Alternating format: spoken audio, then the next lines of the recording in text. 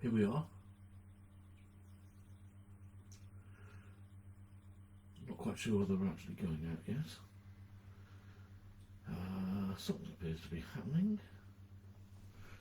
We've got a big blue circle going round, so alright, stop moving around all over the place. It's still for a moment. And say good evening to everybody.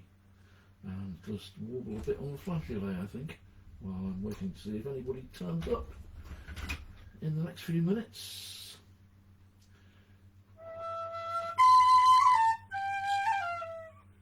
Ooh.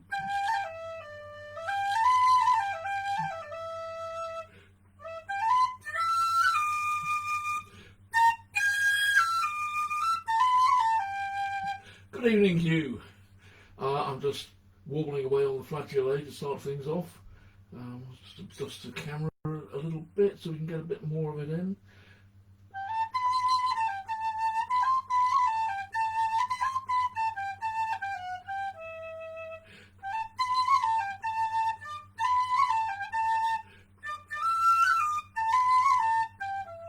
Am I a couple of minutes early, Anne? It says 1 minute past 8 on my computer. It may well be wrong, but anyway. Hey Tim, good to see you. I thought I'd better try early in case it just didn't work, so I had at least a little bit of time to get it going, which turned out to be a good thing because at 10 to 8 I couldn't actually get onto Facebook at all. I had to do things like clear cookies, clear data, shut down the browser several times and carry on and see where I got. So anyway, I'm starting with a little bit of flageolet here while people foregather, hopefully.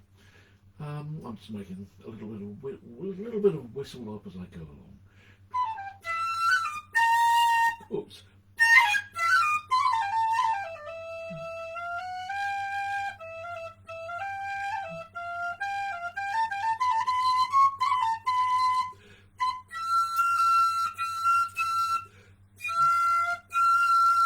Interesting. Yeah, the D sharp worthwhile. The D sharp key doesn't work on the upper register.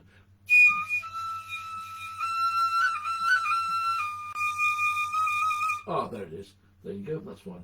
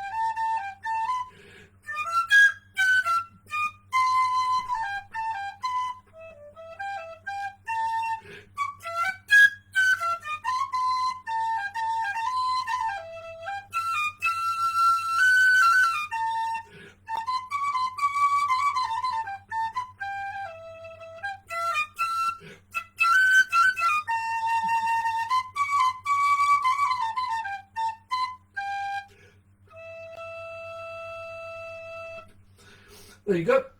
And that's actually this little piece of Frank Zappa for this stream. Something I haven't thrown in for a bit, but I thought, well, heck, why not have a go? That was, I'm going to blank out completely on the name of it now. It's on the Grand Wazoo album. Hugh, help me out here. It's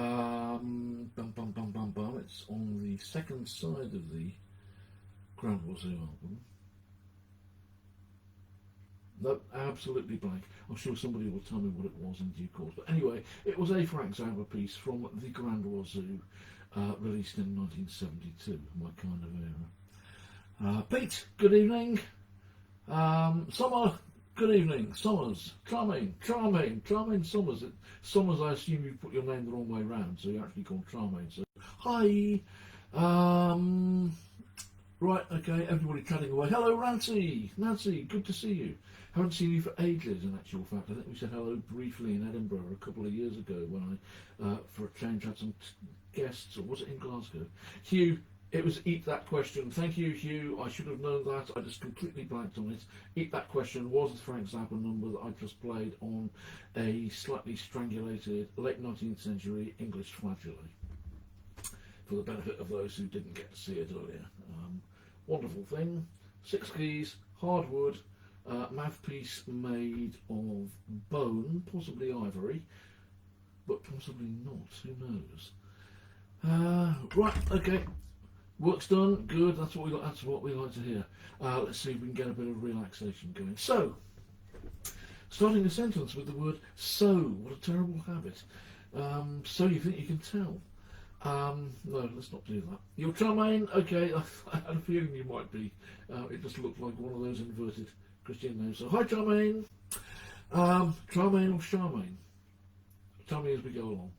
The theme here, for a start, is something that we had last week in England. It's Guy Fawkes Night, Bonfire Night, November the 5th. We're still in the season. Last time around I was talking about Samhain, spelt Samhain but not pronounced that way, and talking about Celtic fire festivals and the season of the year when it was traditional to light fires to establish the end of the autumn and build, in a ritual kind of way, a store of heat to get you through the cold of the coming winter.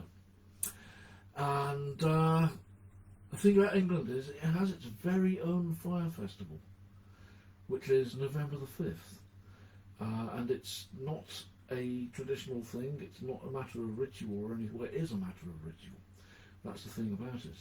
It's political and it's religious. But let's get a little bit of context to it first, in case everybody knows, I guess, about the 5th of November. The little rhyme that goes, remember the 5th of November, gunpowder, treason and plot. I see no reason why gunpowder treason should ever be forgot. Which was a tag that was attached to the event very quickly after the plot took place in the year 1605. Yes, I have heard the Ambrosio Ensemble, Hugh. It's something I'm trying to work on doing a bit myself. I've got a lot of Sun Ra scores that need doing on medieval instruments. Back to Bonfire Night. The context.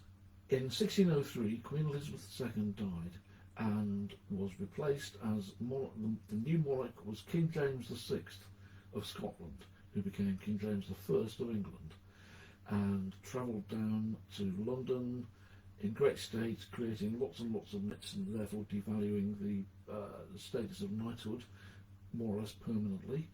And he, Glasgow and Edinburgh both, absolutely, and I think in Hammersmith Odeon round Nancy. Sorry, keep looking at the comments.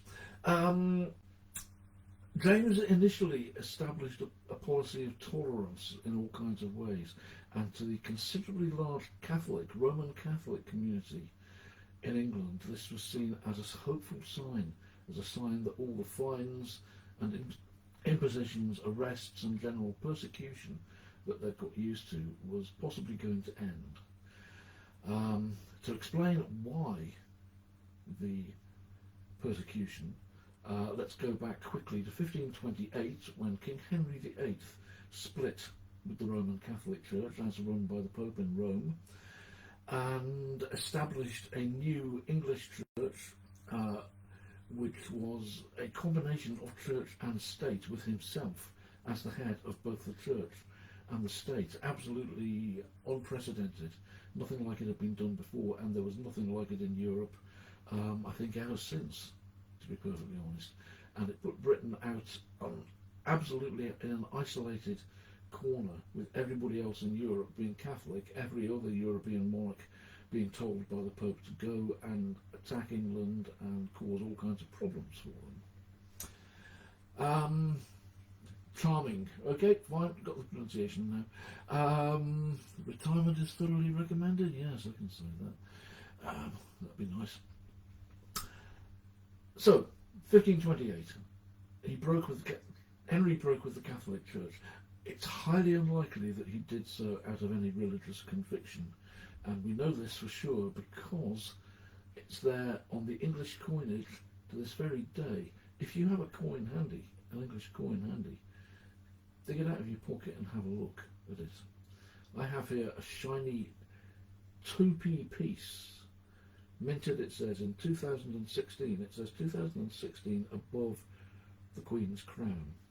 Following the coin round in clockwise fashion, it says 2016 Elizabeth II dot DEI dot GRA dot REG dot. Now, this is Dei Gra Reg, is an abbreviation of Dei Gratia Regina, a Latin tag meaning by the grace of God, Queen. If we had a king, it would be Dei Gra Rex, Rex being the Latin for king, Regina being the Latin for queen. Following on, we then get FID dot DEF, which brings us back to the date, 2016. Now, FID DEF is an abbreviation of another Latin tag. It is Fideo Defensor, and that means defender of the faith. And certainly when I was a kid, when I found out about this, I assumed automatically that it referred to the fact that Henry had set himself up, Henry VIII had set himself up as the head of the church, and nominally, ever since then, every English monarch has been the head of the Church of England. Wrong. Defender of the Faith was a title bestowed on Henry VIII in 1518 after he had written a pamphlet defending the Catholic Church and attacking people who wished to break with it. So he rather cheekily kept it, and it's rather cheekily stayed on our coinage ever since, despite the fact that it's 10 years later he did exactly what he'd been saying people shouldn't do and being given an award for it. So England became a Protestant country with an official state church, the Church of England. Roman Catholicism, however, it's not easy to establish. I mean, Henry had various motives, a big one of which was to basically break up the monasteries, take away all their wealth, and accrue a lot of money for the exchequer that way. But the Catholicism was rife, remained rife throughout the country. So lots of laws were set up to try and control it. For example, it was illegal not to go to church on Sunday, and this remained the case for about 200 years. If you did not, you could be reported, you could be fined, you could be imprisoned at worst. You would regularly be fined, and still richer families stuck to Catholicism. Catholic priests were sent over from Europe to travel around undercover and hold religious services for the Catholic faithful. If they were caught, again, fined, imprisoned, possibly executed. One of the major ones of them, Father Henry Garnet, was one of the key figures in the 1605 Gunpowder Plot.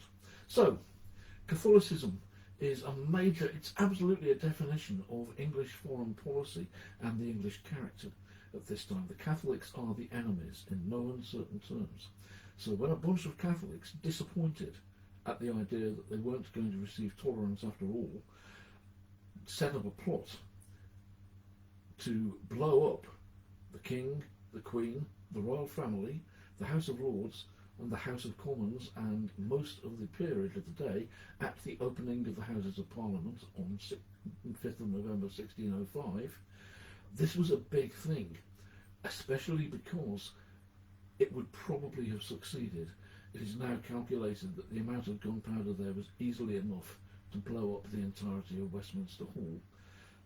If through a mysterious set of circumstances the government had not been tipped off and run a search and found a chap called Guy Fawkes, who was one of the conspirators in the plot, hiding out in the basement, in the vaults in the basement of Westminster Hall, purporting to be a servant looking after a room full of firewood, which was just a disguise for gunpowder barrels. Fawkes was quickly arrested.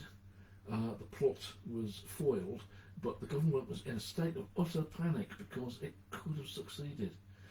There weren't enough of a state of panic to stop making the basement beneath Westminster Hall available. These different times, different kinds of panic.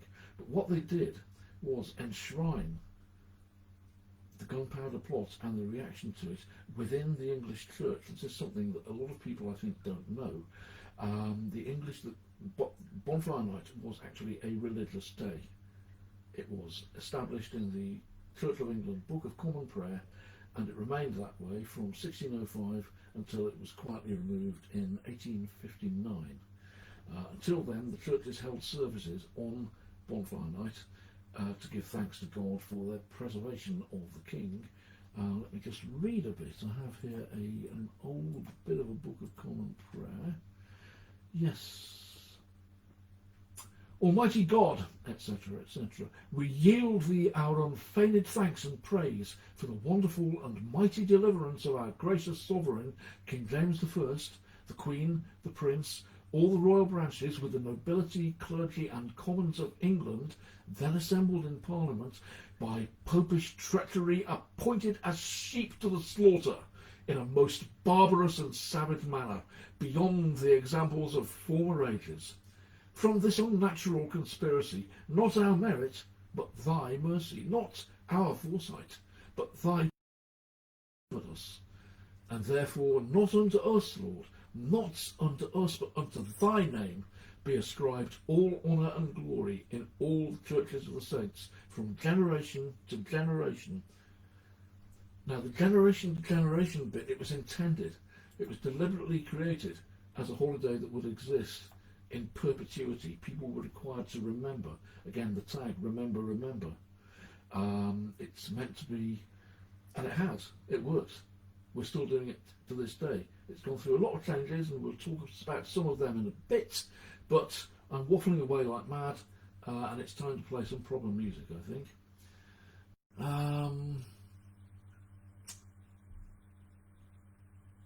Yep. Pete Martin, apparently there was enough gunpowder to take out Westminster Abbey as well. Yes, that has been argued. They had quite a hefty stash of the stuff. Right. Now, I was sort of hoping to get some music organised which would involve actual music from the period, but I couldn't find anything that was either, to be honest, sufficiently easy for me to record or particularly happy. There's a lot of it's a very dark era.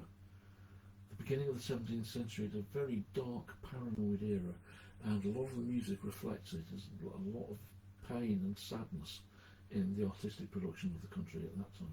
So I've simply cheated completely, and I've picked out all kinds of other pieces of music, some of which have the most ridiculous, they're disconnected by the word guy, to be perfectly honest. If you've got a song with Guy in it, I've probably got it lined up to play tonight. But to start, I will do a request number, which actually was featured way back several months ago during the first lockdown. It's a slight perversion of a piece by the great Ennio Morricone, and I'm sure you can figure out the words as they go, so please feel free to sing along.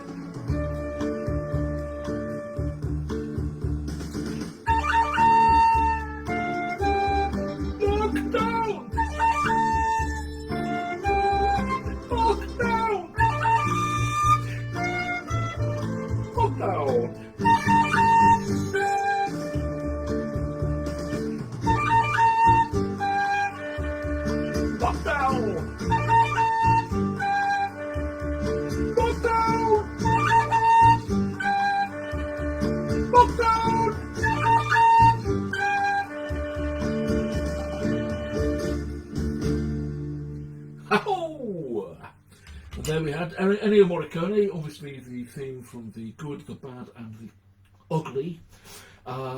Slightly perverted. Apologies to everybody for that.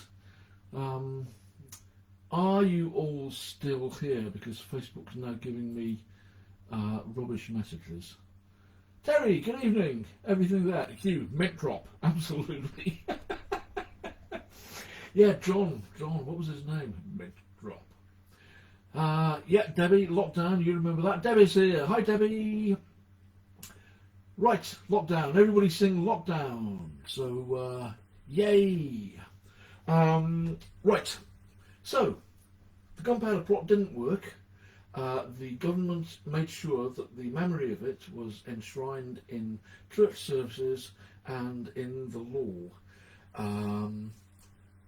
Terry, you want the lyrics to Lockdown? I'll look them up. It's a bit complicated. I can't quite remember them myself, but if I find them, I'll send them to you, mate. No problem.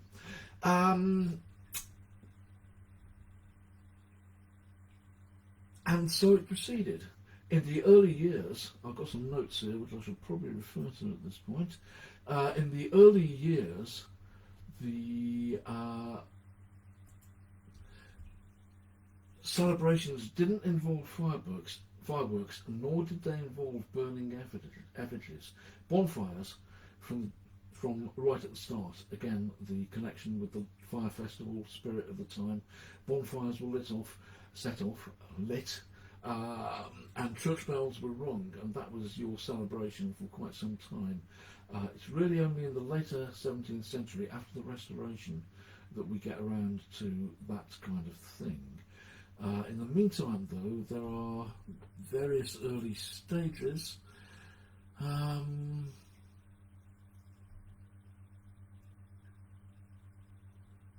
Charles I, for example, was rather prone to support the Catholics. He had a Catholic wife.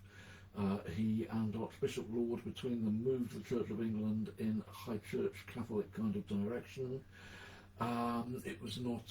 He attempted to muffle the support for November the 5th, which of course meant that it was picked up by the Puritans, and there were lots and lots of sermons. There were regular sermons on November the 5th in the House of Parliament about the risks, the danger of the loss of liberty to the Crown.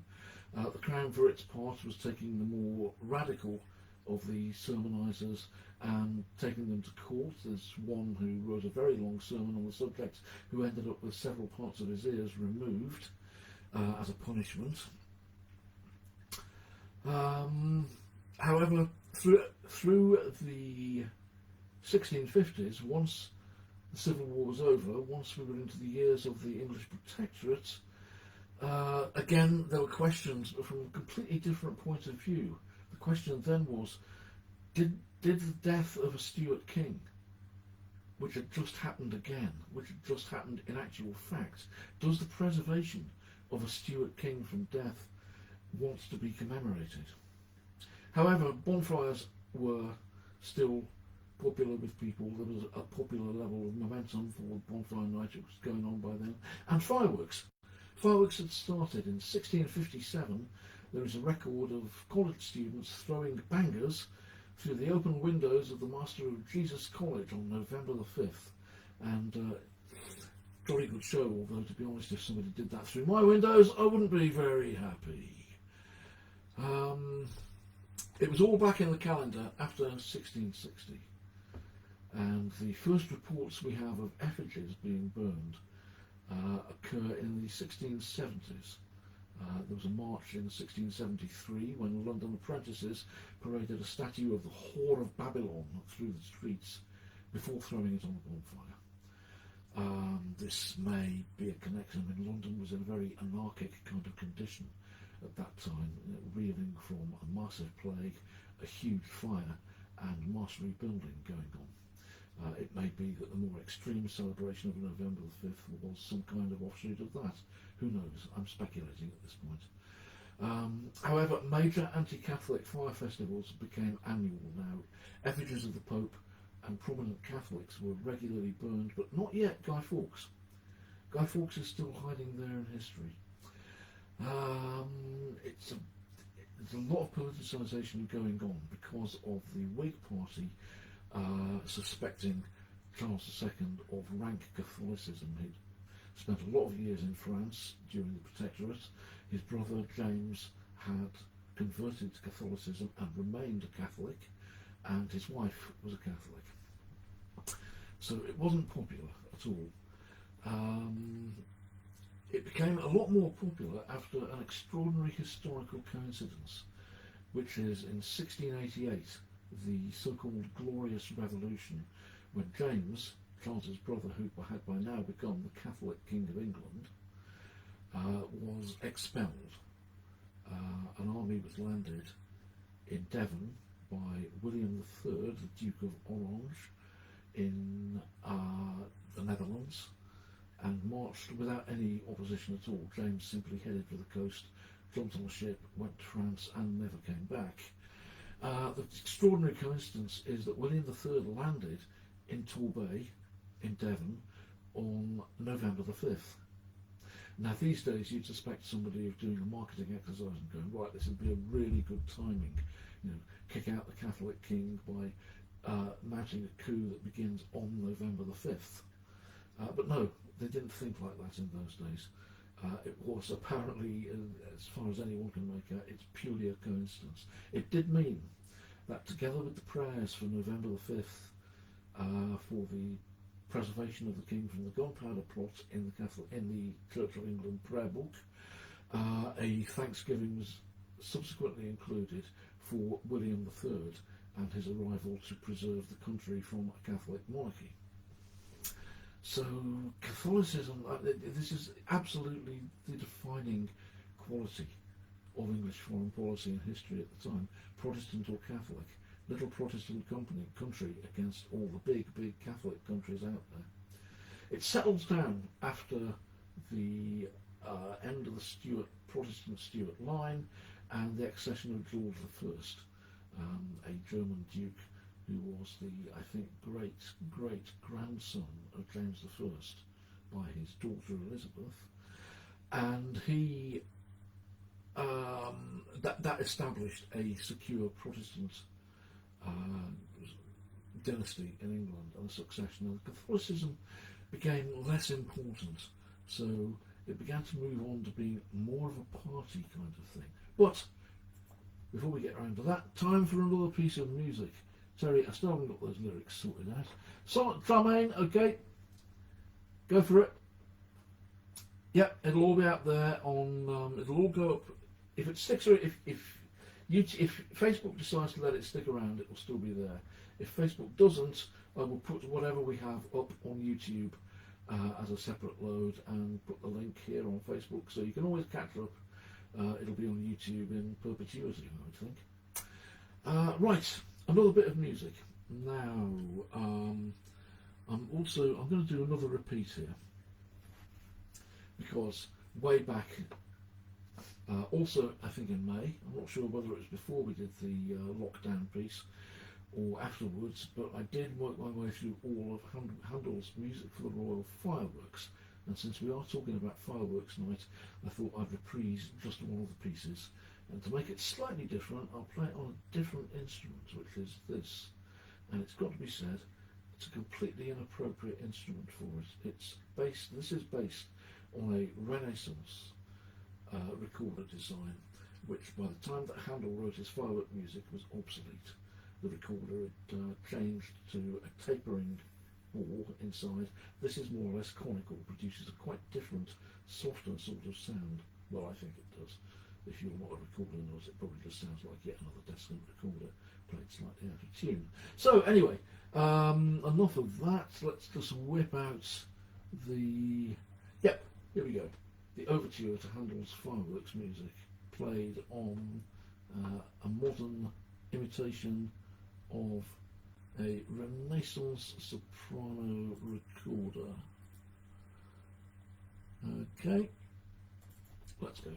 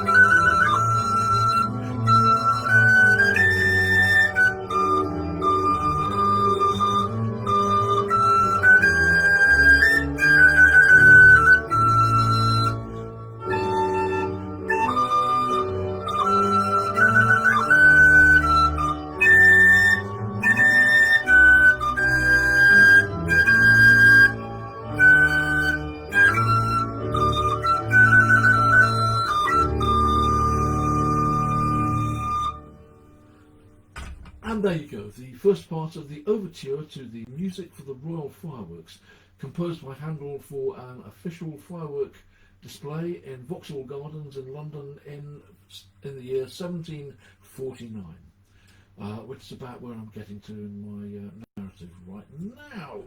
However, let's play another piece of music, because I'm being rather light on the music this evening and rather heavy on the talk, and it's time for a sip of liquid.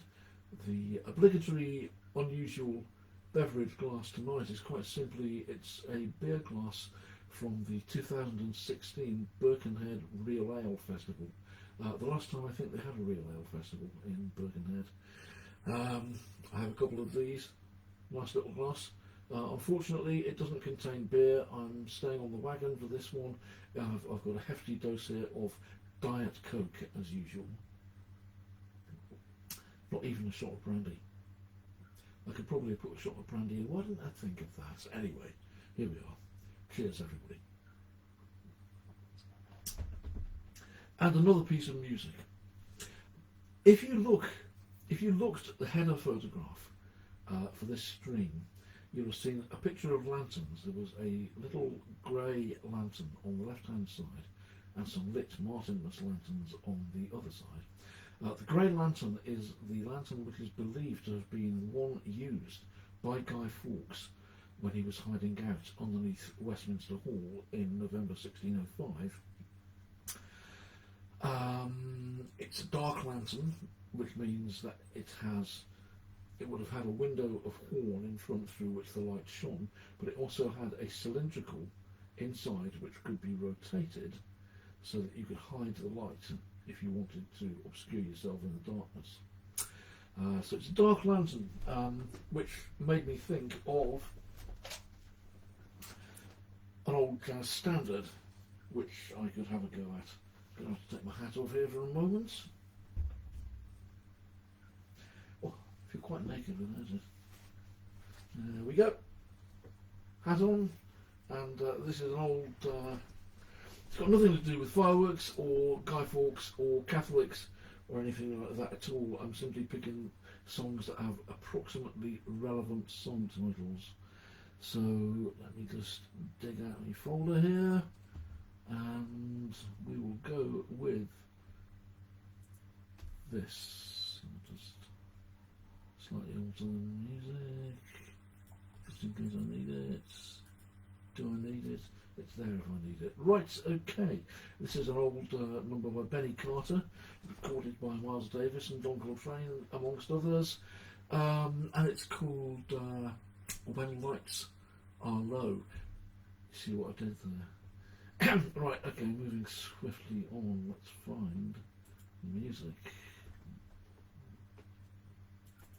Here we go. 1, 2, 1,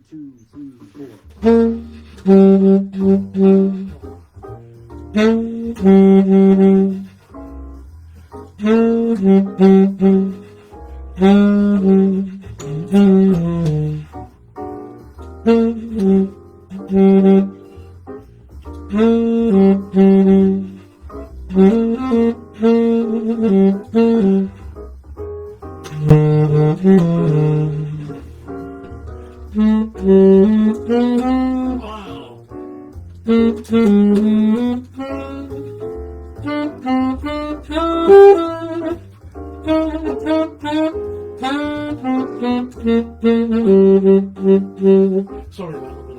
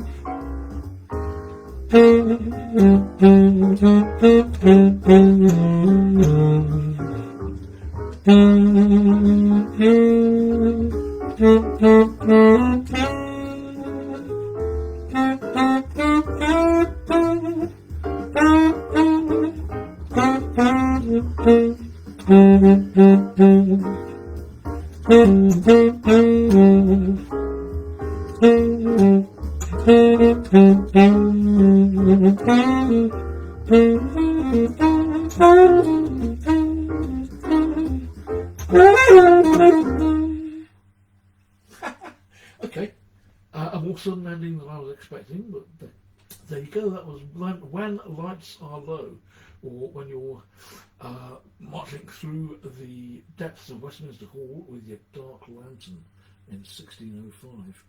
I'm thinking, what the heck kind of music is this? Right, where are we? I've just frozen up at that end.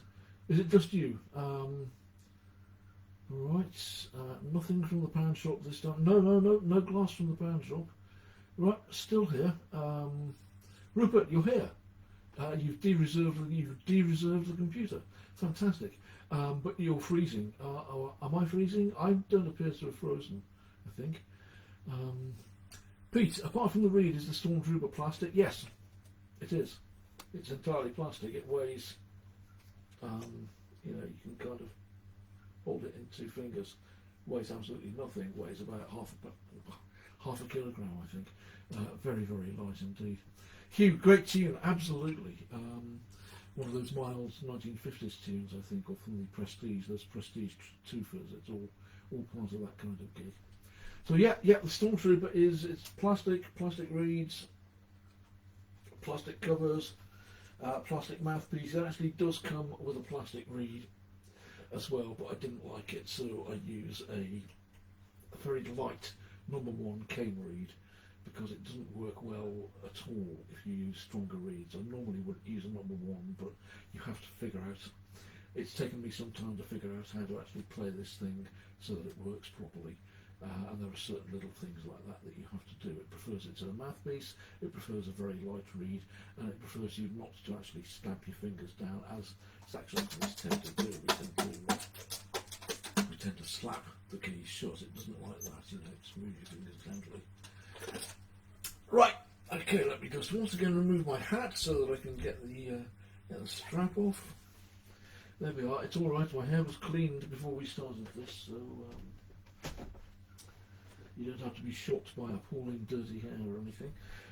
As a fact, I nearly didn't make it because I poured a lot of Radox, about half a bottle of liquid Radox, into a bath and climbed into it, and I didn't want to get out. It was lovely. I just sat there and soaked. Absolutely marvellous. Right, time's moving on. 7:45. Lots of Aussie Floyd people are not turning up, although they turned up on Friday. Maybe because they turned up on Friday, they're not turning up tonight. Who knows? It's a surprisingly great tone, as I say, Pete. Once you've figured out how to use it properly, if you try to play it like a normal metal saxophone, it's going to sound horrible. It's all screechy and squawky, and you can't get the notes properly. You have to adapt to its needs. But then again, any musical instrument is like that to a certain degree. They're not. You can't just pick them up and play them. You have to find out what their little oddities are, what their quirks, what they have that other versions of the same kind of thing don't have. This is why whistle players have huge quantities of D whistles, for example. They're all in the same key. Technically, they all do exactly the same thing, but they don't necessarily sound the same at all. Speaking of which, the lockdown piece was played on a C whistle. This is an extraordinary thing. This is a clone of, it's an American maker called Susato, an old Renaissance musical name, who make these plastic tunable whistles, and it is tunable. You can remove the head.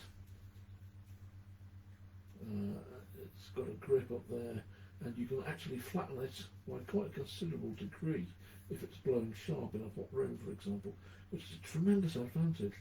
And it's really got a quite terrific tone, considering that if you buy a Susato instrument, it'll cost you 50 or 60 quid for a standard D or C whistle. If you buy one of these Recorder Workshop Chinese copies, and it is absolutely a clone of the Susato, they're 5 quid a piece on Amazon. I thought I'd go for it. No, Phil, not at all like Ornex Grafton, but luckily it doesn't break when you drop it, which is a good thing. Those Graftons weighed a ton, didn't they? I'd love to get my hands on one. I'd love to have a go at one. And I find it interesting that if you read the sleeve notes on Ornette's first album, he does this same thing about, they ask him what reed he uses. He says, I use a number 1 reed. And for years I thought, come on, he's got to be kidding. You don't get that kind of sound out of a number 1 reed. It just hasn't got the strength to make that sort of sound. But then I acquired my own plastic saxophone, and it loved it loves a number 1 reed. So perhaps it's something to do with the material. I have no idea. Nick, hi, good evening, Nick. I don't love the Recorder Workshop. It's just that they're, come on, man. It was 5 quid, and it comes. It's 5 quid, and it comes in a case. What's not to like? I far prefer this. This is a much nicer, old-fashioned wooden D whistle, which plays beautifully.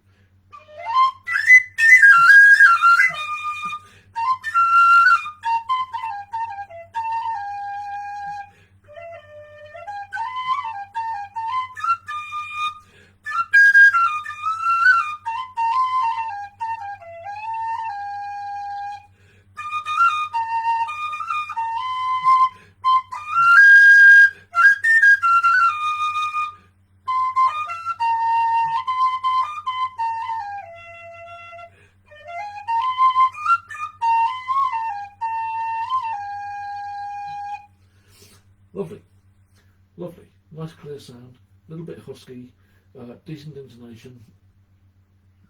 The thing about the generation whistles, which is what everybody, including Nick, sells, these things, absolutely distinctive. I was quite surprised to find that they only started making them in 1968, because I bought my first one in 1970.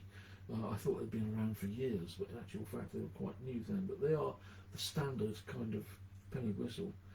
But they've got that harsh rasping sound that you get from the mouthpiece, from the way the mouthpiece is built, which is, you know, you either like it or you don't. And sometimes, you know, you'll come across a really good generation whistle, and sometimes you'll come across a really bad generation whistle. They're not consistent at all.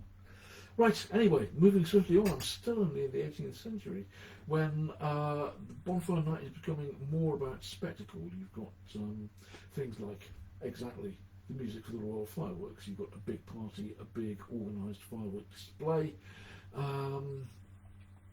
But it's later in that period that Guy Fawkes starts coming into that sort of thing.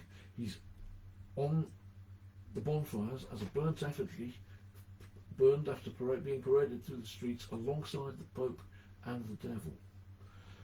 And by the early 19th century, anti-Catholicism is going into a strange phase. The Roman Catholic Relief Act of 1829 actually made Catholicism legal. You were no longer subject to fines or imprisonment or anything for being a Catholic in England. Which kind of took the point out of the propaganda nature of bonfire night completely, and it became sort of a big display party thing. There's a record in 1839 apparently of a 12-foot high gas balloon of Guy Fawkes, which was floated up above the city of London, lost control of, and was last seen heading in the direction of Kent, where, you know, no further reports were made of it. And by 1859, a discussion in Parliament resulted in the Anniversary Days Act of 1859, in which the prayers and the verification of the Catholics for November the 5th were removed from the Book of Common Prayer. By that time it was more controversial. This is one for Debbie, if she's still here. That's the Red Letter Day of January the 30th, 1649, was also removed from the Book of Common Prayer, where it had been since 1662, and that was the day of King Charles Martyr, for whom for nearly 200 years prayers were given on the January 30th for his martyrdom in defence of the church. Quite which church, we're not sure. But it was certainly instituted by Charles II as a religious tribute to his father, and remained there until 1859. Interestingly, and possibly saying something about the degree of secularism in England by that time, the Church of England establishment was not actually consulted about this alteration to the Book of Common Prayer. The bishops presumably knew about it, as they were part of the House of Lords, but convocation, the official gathering of the Church of England to decide liturgical material, was not consulted. Fawkes has by this point entered popular mythology via Harrison Ainsworth. Has anybody ever read any Harrison Ainsworth novels? He's quite famous for The Lancashire Witches, which was republished in a paperback form and distributed all over the place in the 1970s and 80s. He was hugely popular author in the middle of the 19th century. And when I say popular, we're not talking the kind of literary figure who gets studied in universities these days, like Dickens, for example. Ainsworth was more your equivalent to, say, Robert Ludlum or Tom Clancy or Clive Cussler, a popular novel who made it up. And he wrote in 1841 a novel called Guy Fawkes, which immediately moved almost all of the action to Manchester, his hometown. With no historical justification whatsoever. Manchester seems to have had no connection with either Guy Fawkes or the Gunpowder Plot or anything. But Ainsworth didn't care. Ainsworth was writing a novel, and he wanted to set it in a familiar setting in his hometown, and with familiar types of characters, in a very romantic, gothic horror kind of way. It's well worth a read, although it's got nothing to do with history. But as I say, that's Ainsworth. Ainsworth's first big hit novel had been a Gothic horror piece called Rookwood, for which he invented, and he literally invented the whole story of Dick Turpin's ride from London to York, which has now become one of those childhood story fantasies that have been passed down through generations, but it's not at all true. It's something made up by Harrison Ainsworth for a set piece in a novel which was a huge hit. So, by the late 19th century, you're starting to get, it's taking on a secular political turn. It's becoming satirical, with Guy Fawkes being burned, but rather than the Pope, hated political figures turning up. Does anyone remember that there was a certain amount of burning of effigies of Margaret Thatcher going on Bonfire Night during the 1980s? I certainly remember a couple of examples of that kind of thing, and that had been going on since the 19th century. Hitler had been burned on the bonfires, the Kaiser during the First World War. Any political adversary, any head of a foreign country with which we were at war, was liable to turn up alongside Guy Fawkes and get burned on bonfire night. Right, we're getting pretty close to the end, and I've still got lots of stuff to do, so I might well end up carrying on unless Facebook stops me, which it hasn't yet. Let me just see what else I've got in the way of music.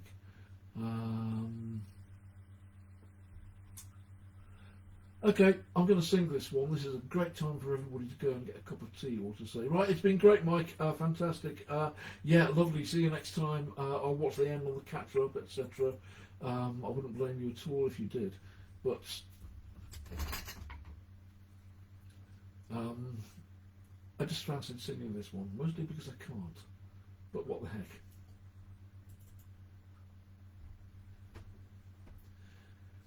And you'll spot the Guy reference immediately when the music starts.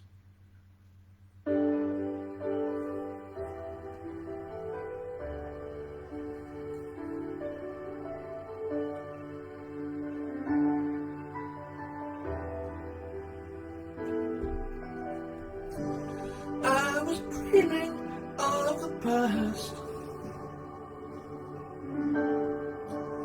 and my heart was beating fast. I began to lose control. I began to lose control. I didn't mean to hurt you. I'm sorry that I made you cry. Oh no, I didn't want to hurt you. I'm just a jealous guy. I was feeling insecure. You might not love me anymore. I was shivering inside. I was shivering inside. Oh, I didn't mean to hurt you. I'm sorry that I made you cry. Oh no, I didn't want to hurt you. I'm just a jealous guy.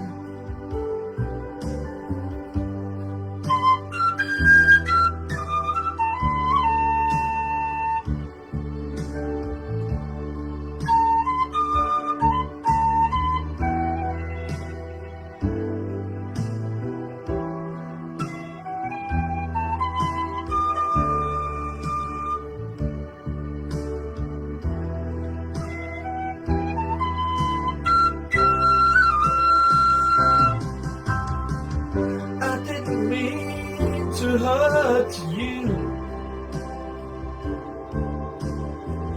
I'm sorry that I made you cry. Oh no, I didn't want to hurt you. I'm just a jealous guy. I was trying to catch your eyes. Thought that you was trying to hide. I was swallowing my pain. I was swallowing my pain.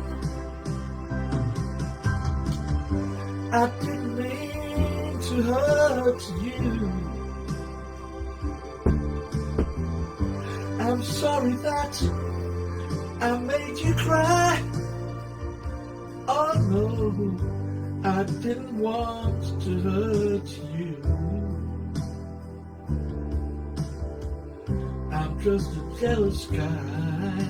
Watch out, I'm just a jealous guy. Look at me, I'm just a jealous guy.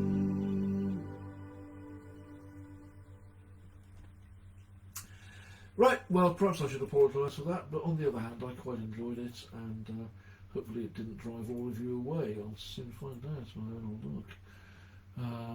Lots of smiles. Better than Brian Ferry. Thank you, Andrew. Thank you, Andy, although you're setting quite a low bar, really. Great to hear you sing. Thank you. Thank you. I do like to sing occasionally, although I'm not really a good singer at all. But I thought I'd have a go at that one. Did Lennon copy this off Guy Fawkes? I think he probably did. Nick. Yeah. Right after he'd borrowed Remember on the Plastic Ono Band album, which does Remember with Remember the 5th of November, and then an explosion, which he had to explain to Rolling Stone when he did a series of interviews for Rolling Stone a year or so later. John Lennon said, "What's this 5th of November? Why does that song end with an explosion?" And Lennon, genuinely nonplussed, said to Wenner, it's Bonfire Night, Guy Fawkes Night. Remember, the 5th of November, Gunpowder, Treason and Plot. And Wenner was just, never heard of it. We don't have that in America. Lennon hadn't twigged that it was purely English. Anyway, thanks everybody. That was good. It all been nice. And it always needed a penny whistle solo, because I'm not about to try and whistle. I haven't got enough teeth left to whistle. It's just easier to pick up a penny whistle and do it.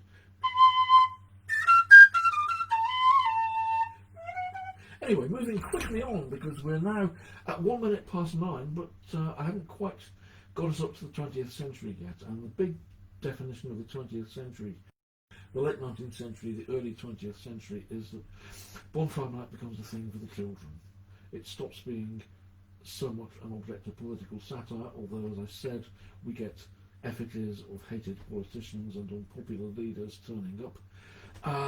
But it becomes much more about fireworks. The big firework companies, Payne's, Brooks, Standard, are set up in the late 19th century. Inexpensive, standardised fireworks that kids can buy with their pocket money and save up for the day, which is exactly what I did when I was a kid. There was an ironmonger's up the road who sold luces in October every year, and you'd go up with your pennies and you'd buy, a penny halfpenny crackerjack or a penny banger, or if you could afford it, sixpence for a volcano or something like that. And there'd always be Brooks, there'd always be Standard, there'd be, and they were all made, and I have no idea why this is, in Hemel Hempstead, because being someone who can't help reading everything that's put in front of him, I used to read what it said on the firework, and I soon realised if it was Brooks, it was Standard, it was Payne's, whatever, they were all made in Hemel Hempstead, which is a small town in Hertfordshire, about 24 miles outside London. I have no idea why. Yes, the Cosmo Show.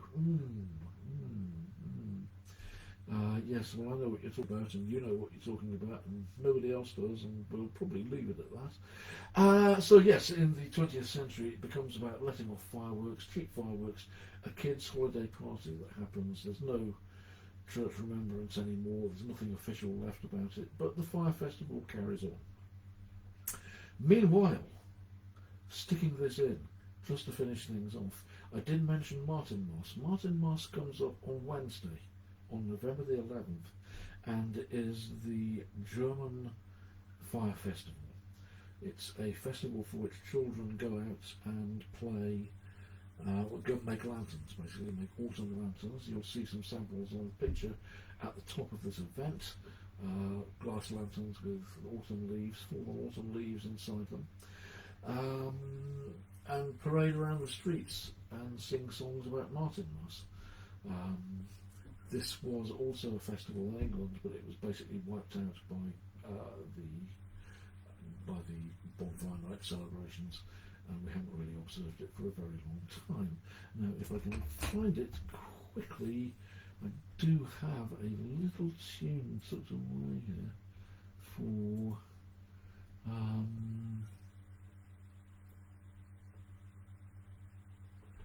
yes, a little German folk tune, which I shall attempt to play quickly. Get it up in Photoshop. I can't really see most of it there. I might have to get very close to the screen. Right, okay, this is called, this is a Martinmas traditional dance, simple little tune from Germany called Ich gehe mit meiner Laterne, meaning I go out with my lantern.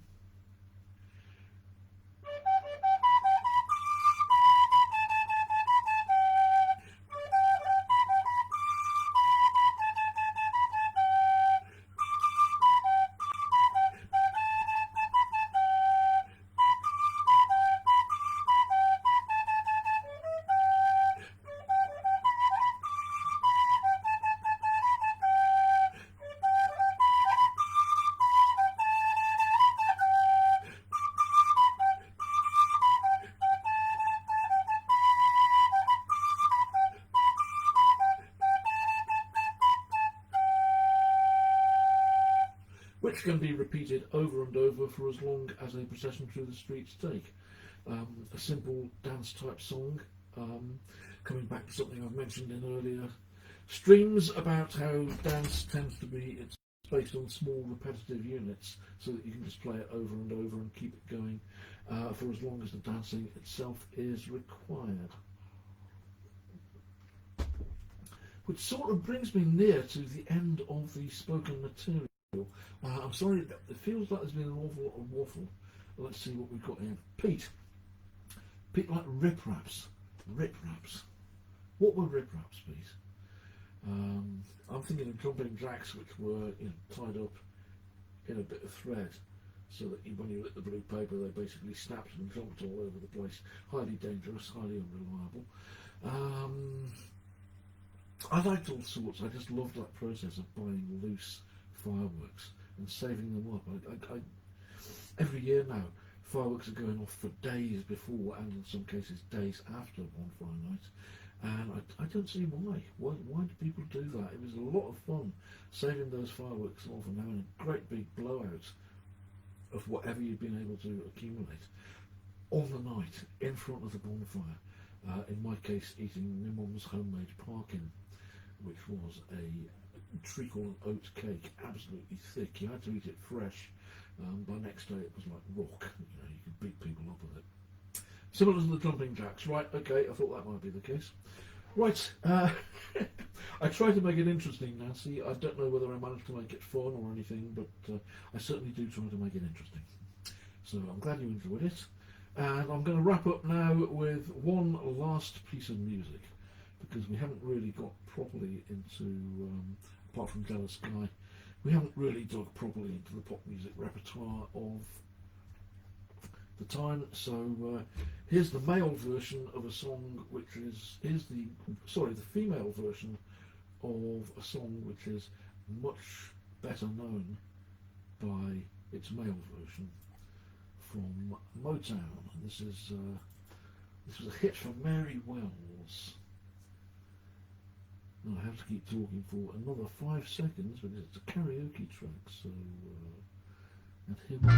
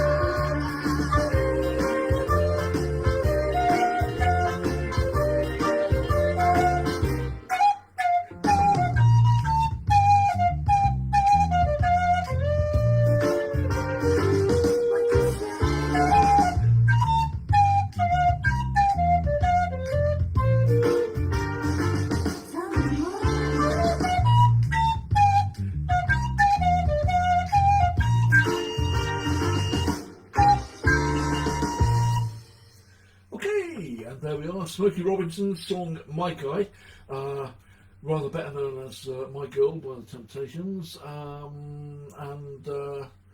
But there we go in the sing along, folks. My Guy, absolutely, that's the one. And well, that's it.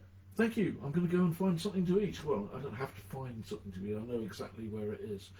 It's in a saucepan on top of the stove in the kitchen, and it's a rather nice fish, vegetable and rice risotto kind of thing that I made last night and have some left. So I'm going to go and heat it up, make a bit of sauce, brew up a nice fresh cup of tea, and thank all of you before I go for coming tonight. It's been thoroughly enjoyable for me. I hope it's been thoroughly enjoyable for you. As I say, I think this turned out to be a bit of a talky one. Next time I'm planning to talk a bit about words and music and the way they work together and the history of the combination of the two. That might get talky as well, but I'll see if I can arrange a lot more music for it. For now though, everybody stay safe, enjoy yourselves. I'd say don't worry about the lockdown, but I mean, it's not really a lockdown. I can't see that it's a lockdown. It's just slightly tighter restrictions. Everything seems to be going on pretty much as normal. You can even go out to Carpet Right and buy carpets, for heaven's sake. The very definition of essential goods. What's essential? I need a carpet! Right, anyway, enough. Let's keep off politics. I'm gone. The food's downstairs. The kettle's downstairs. Thanks, everybody. It'll go up on YouTube. I will put a link up on this group when that's done. Thanks very much. It's nice that Facebook didn't let me down this evening, and hopefully see you all again next time, and it'll all go smoothly then as well. In the meantime, good night, take care, see you later.